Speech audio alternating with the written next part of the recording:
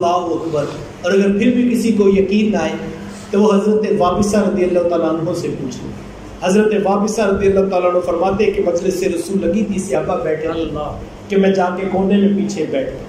آقا کریم علیہ السلام کی نگاہ کرم ہوئی تو حضور فرمایا ادنو یا وابصہ، وابصہ دور بیٹھے ہو ذرا نیڑے آ۔ فرماتے میں اٹھ کر قریب ہوا تو آقا کریم علیہ السلام نے پھر فرمایا وابصہ کچھ اور قریب آ جا۔ فرماتے میں تھوڑا اور قریب ہوا تو حضور علیہ السلام نے تیسری مرتبہ فرمایا وابصہ ابھی بھی دور بیٹھ کے ذرا نیڑے آ جا۔ فرماتے میں اپنے مقدر پہ قربان جاؤں، میں محبوب کے اتنے نیڑے بیٹھا کہ میرے گھٹنے محبوب کے گھٹنوں سے چھو لے گئے۔ یار اتنے قریب بٹھا کر بھی بلا کوئی بات سناتا ہے۔ آج تو پیر صاحب بھی کہتے ہیں کہ تم نیچے بیٹھو میں اوپر بیٹھوں گا، خطیب صاحب بھی کہتے ہیں ہم یہاں بیٹھیں کہ تم اسٹیج کے نیچے بیٹھو۔ استاد اور شاگرد کی ایک مسند ہوتی ہے اور ایک نشست ہوتی ہے جس میں جو ہے استاد اور شاگرد بیٹھتے ہیں، لوگ دیکھ کے پہچان لیتے ہیں، لیکن یار اتنے قریب بٹھا کے بھی بلا کوئی سکھاتا ہے۔ حضرت وابصہ فرماتے میرے گھٹنے محبوب کے گھٹنوں سے چھو گئے تھے۔ اتنے قریب بٹھا کر حضور اسلام نے پوچھا کہ وابصہ تم کوئی سوال پوچھنے آئے؟ عرض کی جی حضور میں سوال پوچھنے آیا۔ فرمایا وابصہ جو آپ پوچھنے آئے ہیں وہ آپ پوچھیں گے یا ہم بتا دیں گے کیا پوچھیں گے؟ اللہ اکبر۔ بندہ مٹ نہ جائے آقا پر تو وہ بندہ کیا ہے، بے خبر ہو جو غلاموں سے وہ آقا کیا ہے۔ فرمایا وابصہ جو آپ پوچھنے آئے ہیں وہ آپ پوچھیں گے یا ہم بتا دیں کیا پوچھنے آئے ہیں؟ عرض کی حضور اگر آپ بتا دیں تو پھر تو حد ہو جائے۔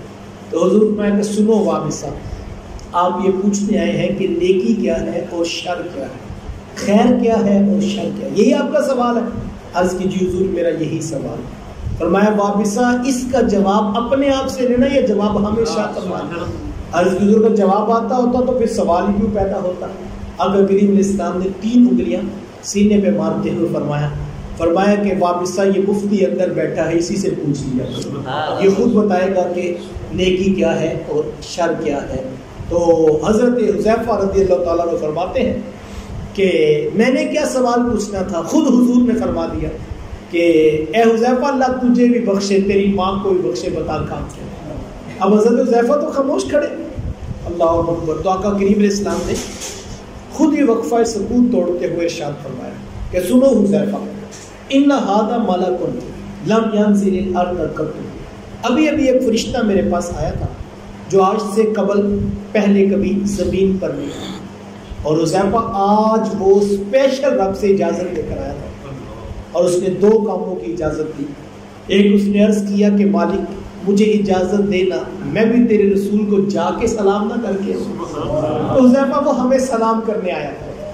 اللہ اکبر۔ یہاں رک کر ایک بات کہنا چاہوں گا، زمین پہ رہنے والے امتی ہو کر سلام کرنا بھول جائیں تو ان کی مرضی ہے، ورنہ میرے رسول کی چوکھٹ تو وہ ہے جہاں آسمان والے اجازت لے کر سلام کرتے ہیں۔ یہ محبوب کی بارگاہ کا پروٹوکول ہے، یہاں اجازت لے کر سلامی پیش کرنے کے لیے آ جا۔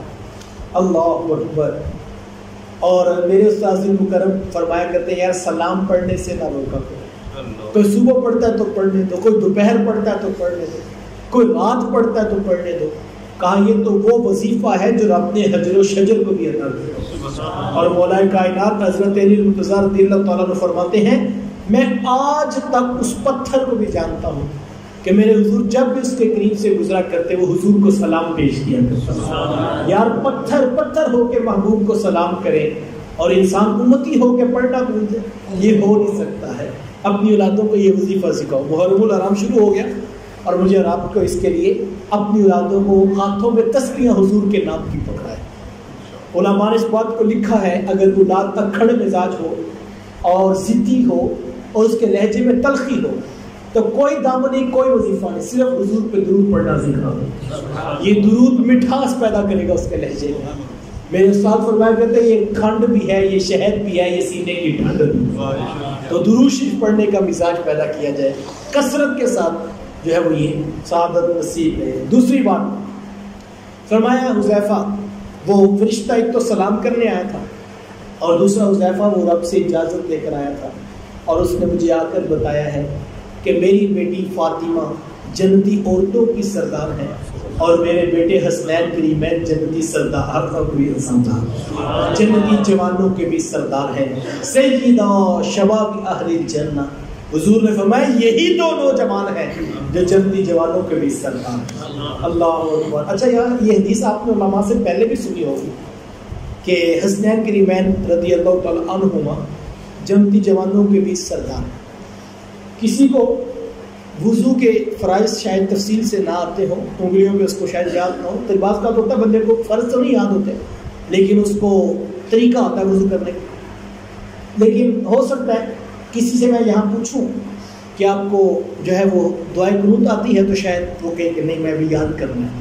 لیکن یہ والی حدیث ایسی ہے کہ کوئی عالم نہیں ہے، کوئی مذہبی رجحان نہیں بھی رکھتا، مجالس دینیا میں نہیں بھی بیٹھتا، تو یہ والی حدیث میں آپ کسی بچے سے ہی پوچھوں کہ مجھے بتاؤ جنتی جوانوں کے سرداروں کے نام کیا ہے، تو وہ مسکرا کے کہے گا حضرت ایک کا نام حسن ہے ایک کا نام حسین ہے۔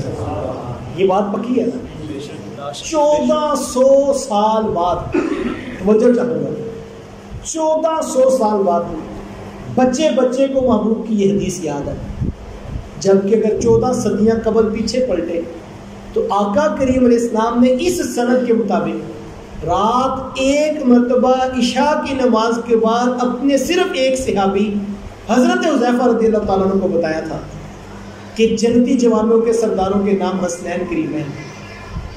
آقا کریم علیہ السلام نے ایک صحابی کو رات میں عشاء کی نماز کے بعد ایک مرتبہ بتایا کہ جنتی جوانوں کے سرداروں کے نام یہ ہیں۔ آج 1400 سال کے بعد امت کے بچے بچے کو یاد ہے تو بھائی میں سلام نہ کروں صحابہ کی ایمانداری کو، یہ امت کو صحابہ نے بتایا کہ جنتی جوانوں کے سرداروں کے نام کیا ہے۔ آج بہت بڑا ثانیہ بھی ہو جائے تو کسی کو یاد ہی نہیں رہتا۔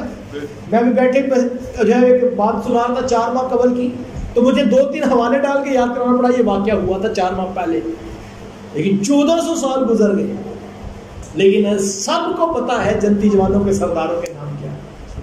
تو یہ حضور علیہ السلام نے تو اپنے ایک صحابی کو بتایا، یقین آتا ہے نا صحابہ کی ایمانداری کہ انہوں نے وہاں سے جاتے لوگوں کو بتانا شروع کر دیا کہ لوگوں جنتی جوانوں کے سرداروں کے نام پتہ چل گئے، اور پھر ایک ایک شخص تک یہ پیغام پہنچا اور نسل در نسل پہنچا۔ دیکھو آج تو میڈیا کا دور ہے، آج تو بات پھیلانا کوئی مسئلہ نہیں، لیکن صحابہ نے جس طرح بتایا نمازیں 5 ہیں، جس طرح بتایا کہ وضو کے فرض 4 ہیں، اسی طرح بتایا جنتی جوانوں کے سردار بھی 2 ہیں، اور ہمیں یاد کروا دیا کہ یہ جنتی جوانوں کے سردار ہیں۔ اللہ اکبر۔ حضرت نبی رحمت صلی اللہ علیہ وآلہ وسلم کے یہ دونوں شہزادے انہوں نے دین کے ساتھ وفا کی اور دین کے پرچم کو لے کر انہوں نے اپنی جو ہے وہ پورے خاندان کی قربانی پیش کر دی۔ حضرت وقت سمٹ گیا اور شدت موسم میرے پیش نظر ہے، میں صرف 1-2 باتیں کر کے بات مکمل کرنی ہے، اس پر آپ کی بھرپور توجہ چاہوں گا۔ حضرت امام حسین رضی اللہ تعالیٰ عنہ، ان کا فلسفہ شہادت کیا تھا؟ ان کا یزید کے ساتھ آخر کیا اختلاف ہو گیا؟ انہوں نے اس بات کو تو ترجیح دی کہ 72 لوگ کٹوائے جا سکتے ہیں لیکن یزید کی بیعت نہیں کی جا سکتی، جبکہ ہم نے عمومی طور پر علماء نے یہ مسئلہ لکھا ہے اگر جان بچانے کا خدشہ ہو کہ جان ضائع ہو جائے گی، اس وقت وہ والا کام جو شریعت میں جائز نہیں ہے، رخصت موجود ہے۔ مثال کے طور پر ایک شخص جنگل میں پڑا ہے اور کھانے کے لیے کوئی چیز اس کے پاس نہیں، ایک مردار گوشت ہے، تو اس وقت اگر وہ نہیں کھاتا وہ بھی تو اس کی جان چلی جائے گی۔ اب اس وقت رخصت موجود ہے کہ وہ شخص اتنا گوشت کھا لے جس سے وہ زندہ رہ سکے، چونکہ اب جان کے ضائع ہونے کا خطرہ ہے۔ یہ ایک عام شخص کے لیے حکم ہے، کسی ایک عام شخص کی زندگی کا مسئلہ ہو، میرے رسول کی شریعت اجازت دیتی ہے کہ وہ گوشت جو کھانا جائز نہیں ہے اتنی مقدار میں کھا لو کہ زندگی بچ جائے۔ قرآن نے کہا تھا جس شخص نے ایک جان بچائی گویا اس نے پوری انسانیت بچائی۔ یہ ساری آیات، یہ سارے مسائل میرے امام حسین ابن علی رضی اللہ تعالیٰ کو پتہ تھا، لیکن ذرا غور کیجیے وہ کتنی بڑی بات تھی کہ جب کہ رخصت شریعت عام بندے کو دیتی ہے تو جو خود نواسہ رسول ہو، جو خود جنتی جوانوں کے سردار ہو، جنہوں نے دین اللہ کے رسول کی تحریر سے سیکھا ہو ڈائریکٹ، جو مولا کائنات حضرت علی مرتضیٰ رضی اللہ تعالیٰ عنہ کے لخت جگر ہو، تو مسئلہ تو ان کو بھی سارا پتہ تھا۔ اور یہاں آل رسول کے لوگ تھے ایک نہیں، دو نہیں، تین نہیں، 72 لوگ کٹنے کے لیے تیار ہیں. اور کوئی ایک شخص بھی آ کر یہ نہیں کہتا کہ کوئی ایک بچہ بچا لو، کل کو کیا ہوگا ہمارے ساتھ. یہ 72 لوگ پوری طاقت کے ساتھ کھڑے تھے. آخر وہ کون سی شے تھی جس نے ان کو کھڑا کر دیا کہ تم نہیں پیچھے ہٹنا؟ جبکہ ایک بیعت ہی تو کرنی تھی، یزید کے ہاتھ میں ہاتھ ہی تو پکڑانا تھا. لیکن میرے امام نے کہا 72 لوگ تو کٹ سکتے ہیں، آل رسول کا ہاتھ یزید کے ہاتھ میں نہیں جا سکتا. یہ قیمت ہے جو امام علی مقام نے ادا کی. کس شے کی؟ اپنے مبارک ہاتھ کی. یار ایک ہاتھ ہی تو تھا لیکن نہیں پکڑایا. کیوں؟ توجہ چاہوں گا. اس لیے کہ میرے امام جانتے تھے کہ اگر آج آل رسول اپنے ہاتھ کی خود حفاظت نہ کر سکے تو قیامت تک کوئی حفاظت کرنے والا نہیں. انہوں نے اپنا دفاع دین کا خود کر کے دکھایا اور کہا 72 لوگ کٹ سکتے ہیں، اور اتنے قیمتی لوگ کہ میں کہتا ہوں کہ بعد میں آنے والے سارے لوگ ایک پلڑے میں رکھ دیے جائیں تو آل رسول کے اقبال کی قیمت ادا نہیں ہو سکتی. تو 72 لوگ تن سے کٹ کٹ کے گرتے رہے اور گھوڑے ان کے اوپر ٹاپوں سے ان کے جسموں کو رونتے رہے. کسی ایک شخص نے نہیں کہا کہ امام یہ کیا ہو رہا ہے، اس لیے کہ وہ سارے جانتے تھے اتنے قیمتی لوگ. دیکھو جب کوئی شے بندہ دیتا ہے تو اس کے عوض میں کوئی چیز بچاتا بھی ہے. مثال کے طور پہ میں یہاں پر وقت دے رہا ہوں تو پیچھے کوئی اور کام چھوڑ کے یہاں پر آیا ہوں، اور آج میں نے فیصلہ کیا کہ اس کام سے زیادہ اہم کام یہ ہے تو میں نے اسی لیے اس کو وقت دیا. بندہ آپ کے پاس پیسے ہوتے ہیں، آپ کوئی چیز خریدنا چاہتے ہیں، بچہ کہتا ہے یہ خریدنی، آپ نہیں خریدتے، آپ سمجھتے ہیں پیسے زیادہ قیمتی، شاید اتنی قیمتی. لیکن جب آپ کو سمجھ آ جاتی ہے کہ یہ چیز خریدنی ہے، یہ قیمتی ہے، آپ پیسے دے دیتے، چیز لے لیتے. یہی لین دین کا کاروبار ہے. ذرا غور تو کیجیے.